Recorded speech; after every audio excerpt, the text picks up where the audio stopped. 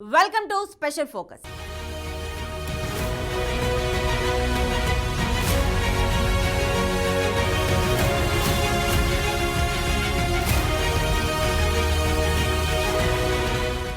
ఏపీలో parliament assembly ఎన్నికలు సమీపించిన వేళ సంచలన పరిణామాలు చోటు చేసుకుంటున్నాయి.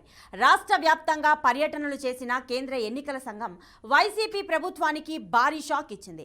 టీచర్లను ఎన్నికల విధులకు తీసుకునే ప్రక్రియ మొదలుపెట్టింది. ఇటీవల విజయవాడలో ధర్నా చౌక్ వద్ద టీచర్స్ ధర్నా నిర్వహించారు. సకాలంలో జీతం, ప్రోత్సాహకాలు ఇవ్వాలని డిమాండ్ చేశారు. పెండింగ్ జీతాలు ఇవ్వాలని, పెన్షన్ పెంచాలని ప్రభుత్వాన్ని డిమాండ్ చేశారు టీచర్లు.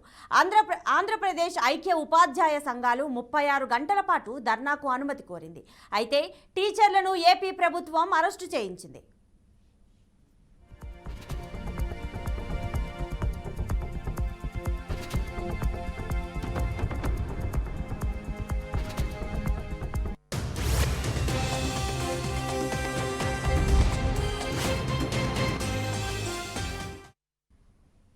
ఇక రాష్ట్రంలో ఓటర్ల జాబితా తయారీలో అధికార పార్టీకి అనుకూలంగా ఉన్నట్లు ఈసీకి సమాచారం అందింది. దీంతో తటస్థంగా ఉంటారా, విధులకు దూరంగా ఉంటారా అని అధికారులను ఈసీ హెచ్చరించింది. కలెక్టర్లు, ఎస్పీలు, ఇతర ఉన్నతాధికారులతో సమావేశాలు నిర్వహించిన ఈసీ ఎన్నికలను నిష్పక్షపాతంగా జరిగేలా చర్యలు చేపట్టాలని ఆదేశాలు జారీ చేసింది. దీనికి కొనసాగింపుగా ఈసీ టీచర్లను ఎన్నికల విధులకు హాజరయ్యేలా కీలక నిర్ణయం తీసుకుంది. రాష్ట్రంలో ఎన్నికల విధులకు వైసీపీ ప్రభుత్వం సచివాలయాల సిబ్బందిని, బీఆర్ఓలు, ఇతర అధికారులుగా నియమిస్తోంది. గతంలో టీచర్లు నిర్వహించిన ఈ విధుల్ని వారికి దూరం చేసింది. టీచర్లకు బోధనేతర విధులు అప్పగించరాదని వైసీపీ ప్రభుత్వం ఎన్నికల విధుల నుంచి తప్పించింది. దీంతో గతంలో విధులు అప్పగించి ఇప్పుడు హఠాత్తుగా తమను ఎన్నికల విధుల నుంచి తప్పించడం ఏంటని జగన్ ప్రభుత్వంపై టీచర్లు ఆగ్రహం వ్యక్తం చేశారు.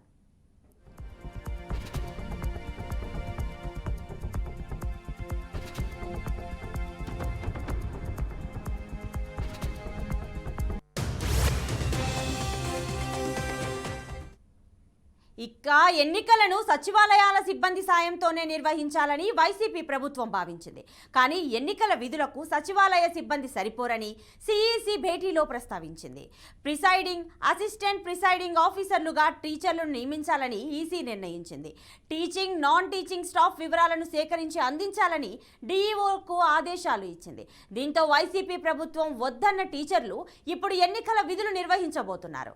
సాధారణంగా ఎన్నికల సమయంలో ప్రభుత్వోద్యోగులు అనుకూలంగా ఉండాలని ఏ ప్రభుత్వమైనా కోరుకుంటుంది. కానీ ఇప్పుడు ఈసీ నిర్ణయంతో పరిస్థితి మొత్తం మారిపోయింది.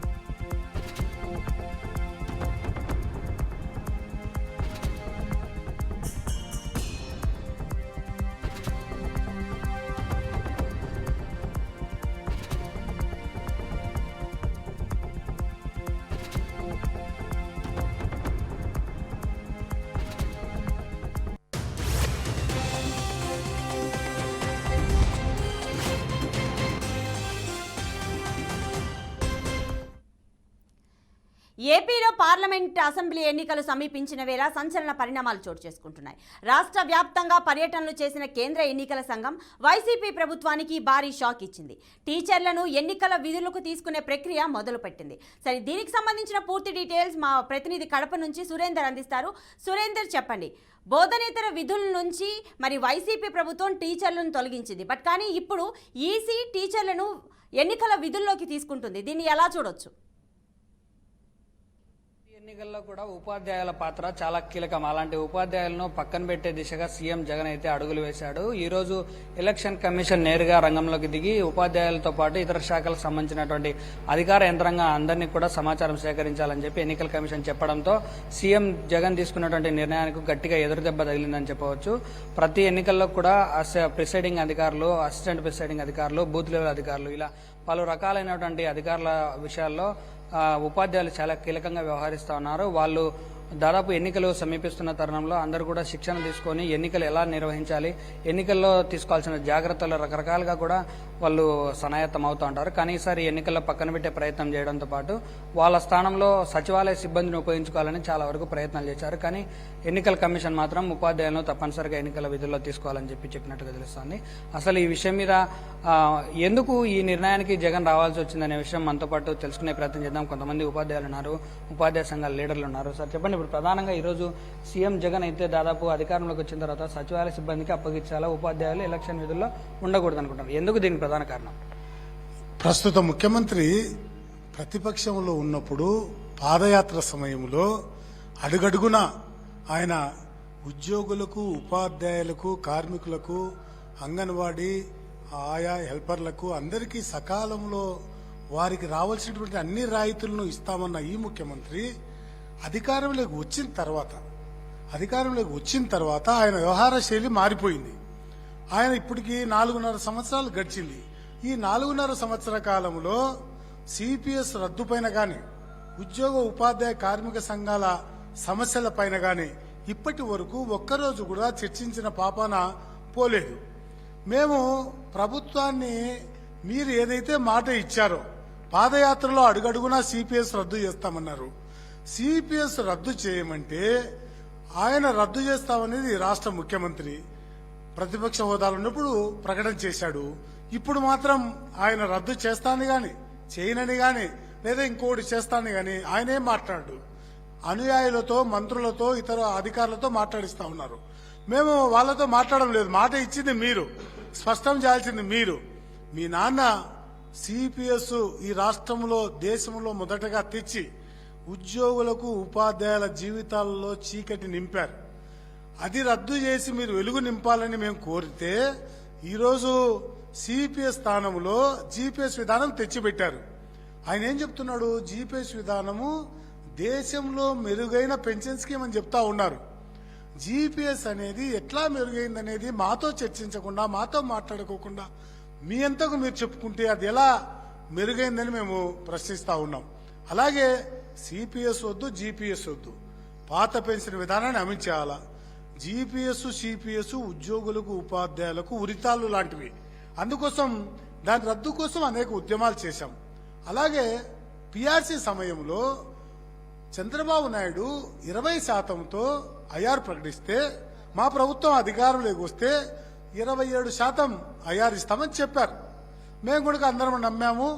ఆ ప్రభుత్వం విద్యారంగాన్ని, ఉపాధ్యాయ లోకాన్ని ఇబ్బందులకు గురి చేస్తా ఉంది. ప్రభుత్వం మారితే విద్యారంగం బలపడుతుంది, అలాగే మా సమస్యలు పరిష్కారం అవుతాయని మేము గుర్తించి మీ ప్రభుత్వం అధికారంలోకి వచ్చాక మేమందరం పనిచేశాం.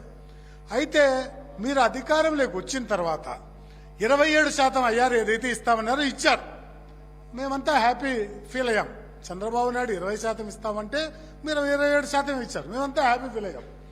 జీతం తీసుకునే సమయంలో మీరు పిఆర్సీ ఇంప్లిమెంట్ చేసేటప్పుడు 2022లో మీరు ఫిట్మెంట్ 27% నుంచి 23% తగ్గించారు. దేశ చరిత్రలో, రాష్ట్ర చరిత్రలో ఐఆర్ కంటే అదనంగా 4 కావచ్చు, 5% కావచ్చు పెంచిన దాఖలాలు ఉన్నాయి తప్ప తగ్గించిన దాఖలాలు ఎక్కడ లేవు. అది ఈ ప్రభుత్వానికి, ఈ ముఖ్యమంత్రికి, ఈ పాలకులకు 4% తగ్గించి ఇవ్వడాన్ని మేము తీవ్రంగా వ్యతిరేకించాం. ఆ సందర్భంలో బిఆర్టీఎస్ రోడ్డులో జరిగిన లక్షలాది మంది ఉద్యోగులు ఉపాధ్యాయులు ఈ ప్రభుత్వ తీరును ఎండగట్టిన తర్వాత ఈ ముఖ్యమంత్రి ముఖ్యంగా ఉపాధ్యాయులపైన కక్ష సాధింపు చర్యలు పాల్పడటము ఈ ప్రభుత్వానికి ఆనవాయితీగా మారింది. మేము ఏ ప్రభుత్వానికి గత ప్రభుత్వాలు అనుకూలంగా లేం.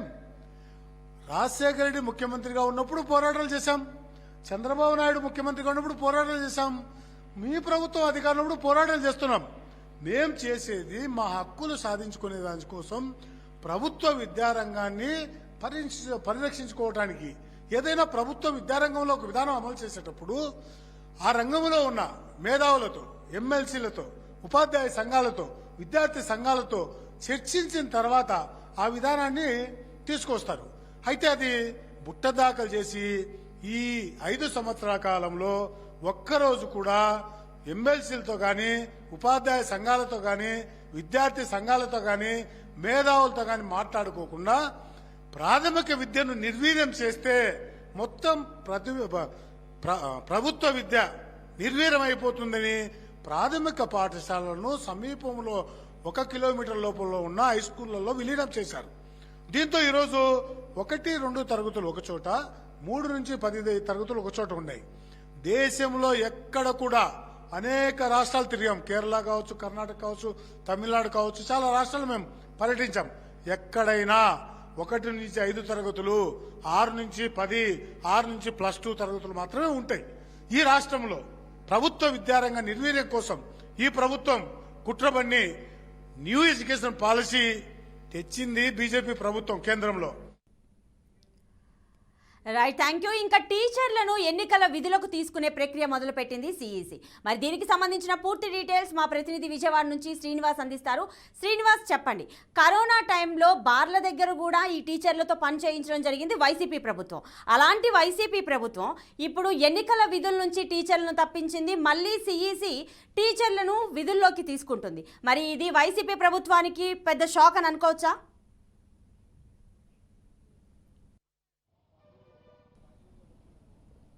ఎగ్జాక్ట్లీ ప్రతిభ, ఎందుకంటే ఎన్నికల విధులు అంటేనే టీచర్లు కంపల్సరీ అనేది మొదటి నుంచి కూడా ఎన్నికల ప్రక్రియలో మనం చూస్తూ ఉన్నాము.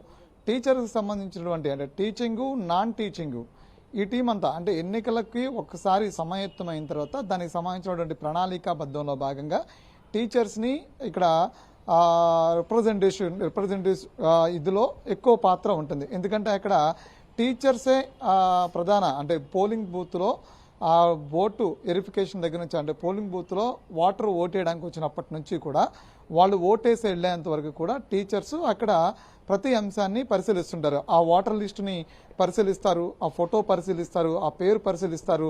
వాళ్ళే చాలా అంశాల్లో దొంగ ఓటు ఏదైనా పడుతూ ఉంటే కనుక వాళ్ళు దాన్ని అబ్జెక్షన్ కూడా చేస్తారు టీచర్స్. సో టీచర్స్కి ఉన్నటువంటి ఏదైతే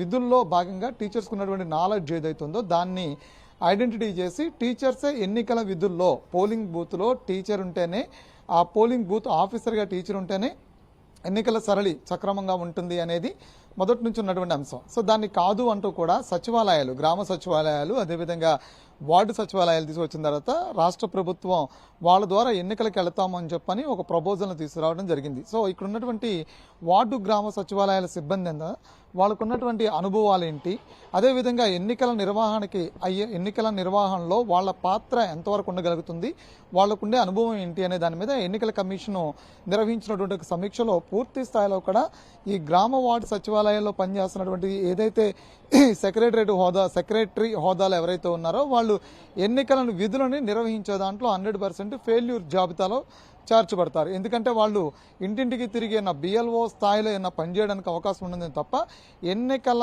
ప్రణాళికలో భాగంగా టీచర్స్ చేసేటువంటి నాలెడ్జబుల్ ఏదైతే ఉంటుందో అక్కడ వాళ్ళంత చేయలేరనేటువంటి అంశాన్ని తీసుకురావడమే కాకుండా ఒకటి ప్రభుత్వం ఏర్పాటు చేసినటువంటి వాలంటరీ ఈ సచివాలయ వ్యవస్థతో ఎన్నికలని అసలు వెళ్ళకూడదు అనేది ప్రతిపక్ష పార్టీలు మొదటి నుంచి చేస్తున్నటువంటి ఇటు ఏసీకి చేస్తున్నటువంటి అభ్యర్థన.